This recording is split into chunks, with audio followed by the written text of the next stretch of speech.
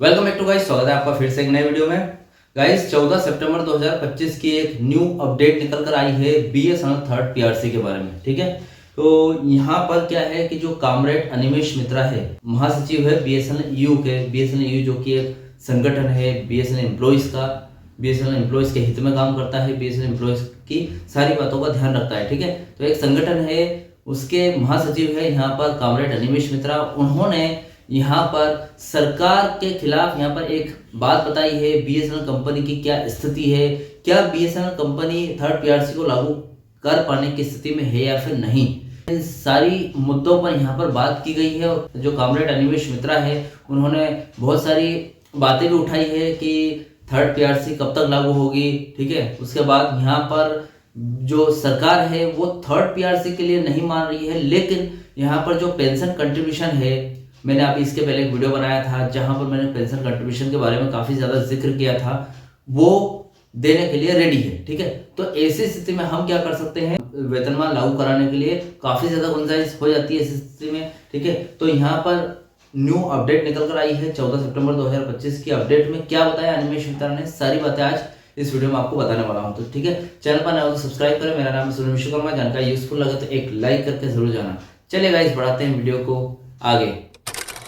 Pension contribution का जिक्र मैंने इसके पहले वीडियो में कर चुका हूं। ठीक है, जहां पर आपकी जो पेंशन कंट्रीब्यूशन है वो कम कर दी गई थी। यहाँ पर आपकी सैलरी अगर 50,000 से बढ़ती है, जैसे कि सैलरी एग्जांपल से मान लेते हैं 50,000 है, वो अगर यहाँ पर सैलरी बढ़ती है तो आपका जो पेंशन कंट्रीब्यूशन है, जो कि पेंशन अंशदान है, जो कि कंपनी पीएफ काटती है आपका, ठीक है, वो फिक्स नहीं रहेगा। ठीक है, वो बढ़ जाएगा।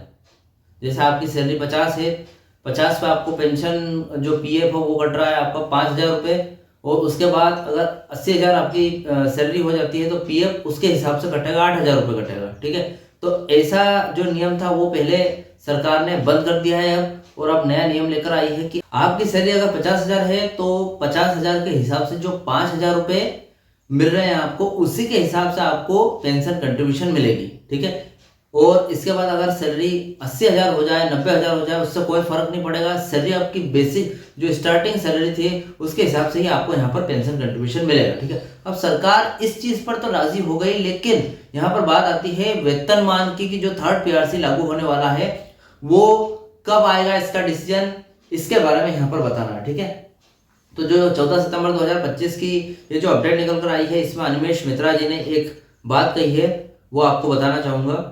बीएसएनएल की स्थिति पर रिपोर्ट।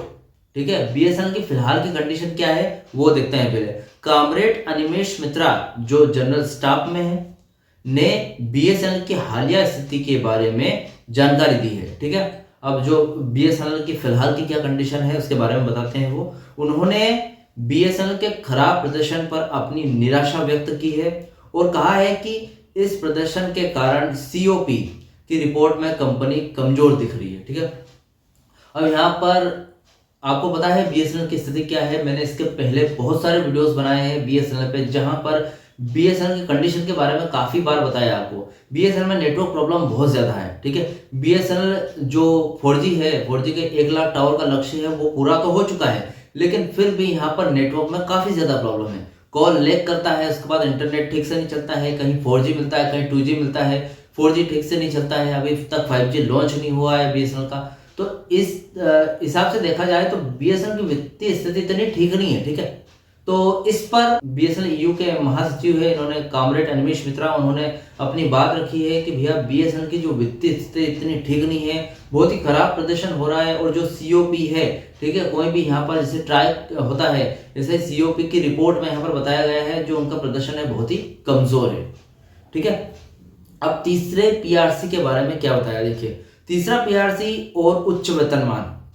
कामरेड अनिमेश मित्रा ने पीआरसी के बारे में कुछ खास तौर पर बातें बताई है, जो कुछ ऑप्शन मैं आपको बताना चाहूंगा। ठीक है, पहला ऑप्शन है कि वेतनमान में बातचीत का मौका। अब उन्होंने बताया वेतनमान में बातचीत का मौका, उन्होंने बताया कि अब उच्च वेतनमान के लिए बातचीत करने का अच्छा मौका है। ठीक है, अब जैसे कि मैंने आपको इसके पहले वाले वीडियोस में बताया है कि पेंशन कंट्रीब्यूशन कम कर दी गई है, और उसके बाद फिर से पेंशन कंट्रीब्यूशन जो आपकी बेसिक सैलरी है उस पर तय कर दी गई है। ठीक है, अब तय कर दी है। तो जब पेंशन कंट्रीब्यूशन बढ़ाने की जब भी मांग करते थे, वेतनमान बढ़ाने की जब भी जो भी कर्मचारी बात करते थे, तो इससे क्या कंपनी को लगता था कि अगर वेतन बढ़ गया, वेतनमान लागू हो जाता है नया और वेतन बढ़ गया तो यहाँ पर पेंशन कंट्रीब्यूशन भी बढ़ जाएगा, पेंशन में ज्यादा पैसे जाएंगे, इससे कंपनी के ऊपर आर्थिक बोझ बढ़ेगा। ठीक है, मैंने ये बात बताई थी आपको, इसके पहले वाले वीडियो में नहीं देखा हो तो आप चेकआउट कर सकते हैं वीडियो को। जहां पर पेंशन बढ़ेगी तो ज्यादा पैसे देने पड़ेंगे कंपनी को। अब सरकार ने वो नियम हटा दिया है, अब कम पेंशन देना पड़ेगा आपको। ठीक है, तो जो वेतनमान पहले लागू नहीं हो रहा था अब हो सकता है।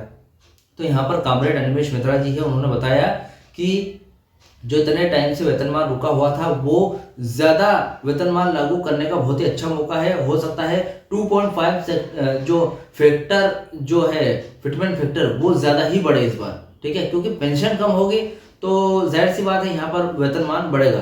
ठीक है, सरकार की सहमति क्या है, इस पर क्या एग्रीमेंट है वो देखते हैं। सरकार ने कर्मचारियों को उच्च वेतनमान देने के बजाय उनकी सैलरी का कुछ हिस्सा पेंशन में डालने पर सहमति जताई है। ठीक है, अब यहां पर देखिए वेतनमान लागू नहीं हुआ अभी तक। ठीक है, 17 सितंबर को टाइम दिया है। ठीक है, आज 15 सितंबर हो गया है। जैसे कि मैंने पहले वीडियोस में बताया आपको कि 17 सितंबर को लास्ट मीटिंग होने वाली है, थर्ड पीआरसी की लास्ट बैठक। ठीक है, उसमें अब क्या बताते हैं ये अभी तक पूरी बात पता नहीं चली है, लेकिन थर्ड पीआरसी का जिक्र जरूर होगा। थर्ड पीआरसी को मतलब लागू करने के लिए यहाँ पर एक मसौदा तैयार किया था, एक ड्राफ्ट एग्रीमेंट तैयार किया था। ठीक है, तो यहाँ पर देखिए बताया जा रहा है कि जो सरकार की क्या सहमति है, सरकार जो वेतनमान लागू हो रहा है थर्ड पीआरसी उसको तो लागू नहीं करी है, लेकिन यहाँ पर आपकी जो बेसिक सैलरी है उसमें से कुछ % हिस्सा आपके पेंशन में डालने के लिए राजी हो गई है। ठीक है, ये एक हिसाब से देखा जाए तो सरकार को नहीं करना चाहिए, क्योंकि सरकार वैसे तो देखिए ये फैसले हम जैसे लोग नहीं ले सकते, लेकिन जो भी फैसले लिए हैं थर्ड पीआरसी काफी टाइम से यहाँ पर डिले हो रही है, तो इसको डिले ना करते हुए थर्ड पीआरसी को लागू कर दिया है, ताकि जो कि बीएसएनएल एम्प्लॉइज है जो महंगाई के कारण जो जूझ रहे हैं उनको थोड़ा सा यहाँ पर फायदा हो सके। ठीक है, अब देखिए यहाँ पर एक थोड़ा सा उदाहरण से समझाया गया है। मान लीजिए कि आपकी सैलरी 10,000 है, पहले सरकार हो सकता है आपकी सीधी सैलरी 12,000 का वेतन देने को तैयार ना हो। ठीक है, लेकिन वह आपकी 10,000 की सैलरी 2,000 जो 10,000 की सैलरी है उसमें से 2,000 अतिरिक्त पेंशन फंड में जमा करके सहमत हो सकती है। ठीक है, अब यहाँ पर देखिए उदाहरण में यही बताया गया है कि आपकी सैलरी जो अगर 10,000 है तो 10 से 12,000 आप फिटमेंट फैक्टर से आप थर्ड पीआरसी लागू करने के बाद वो 10 से 12,000 करने को तैयार नहीं होगी, लेकिन आपकी जो सैलरी फिलहाल 10,000 है उसमें से कुछ % पेंशन डालने के लिए रेडी हो रही है, लेकिन वेतनमान यहाँ पर लागू करने के लिए रेडी नहीं हो रही। इसका मतलब यह है कि आपको अभी भले ही ज्यादा वेतन ना मिले, लेकिन रिटायरमेंट के बाद आपकी पेंशन में बढ़ोतरी हो जाएगी।